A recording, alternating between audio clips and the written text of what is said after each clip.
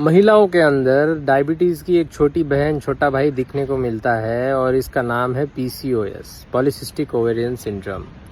Polycystic ovarian syndrome तो एक पूरा का पूरा स्पेक्ट्रम ऑफ डिसीजेस है। पॉलीसिस्टिक ओवेरियन डिसीज उसके अंदर का एक छोटा सा डिसीज है।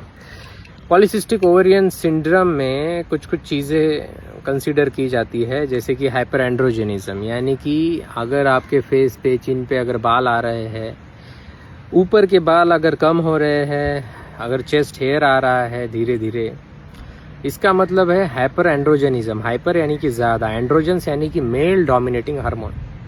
उसके साथ साथ पॉलीसिस्टिक ओवरीज, ओवरीज के अंदर एक छोटे छोटे सेल्स होते हैं, ओवम होता है, एग्स होते हैं। ये जो सेल है ये धीरे धीरे बड़े होते हैं।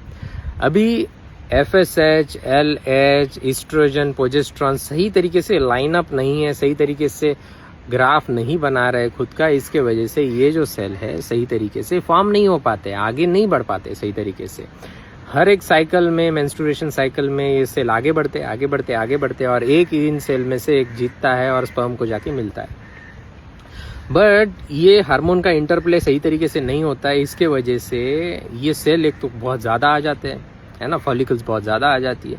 अभी ये फॉलिकल्स में से एक फॉलिकल को डोमिनेंट फॉलिकल बनना था, बाकी सबको श्विरल के अंदर, ओवरीज के अंदर, बट ये श्विरल हो नहीं पाते हैं और बन जाता है पॉलीसिस्टिक ओवरीज। ओके, और ये फॉलिकल्स डोमिनेट नहीं कर पाती है इसमें से एक भी फॉलिकल। इसके वजह से ओवुलेशन हो नहीं पाता है।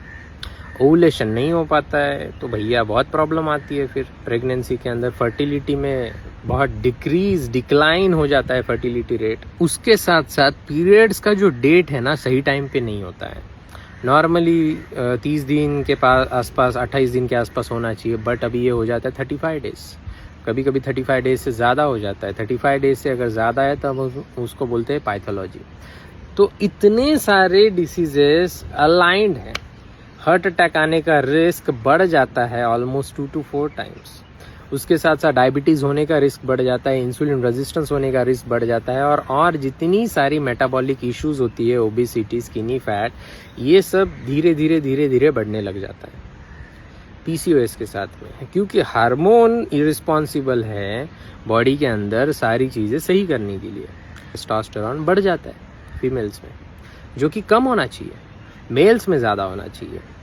और बाकी के जितने हार्मोन हैं, luteinizing hormone, FSH, follicle stimulating hormone, estrogen, progesterone, ये सही तरीके से ग्राफ बनाने चाहिए। दैट्स इट, और कुछ नहीं चाहिए PCOS को।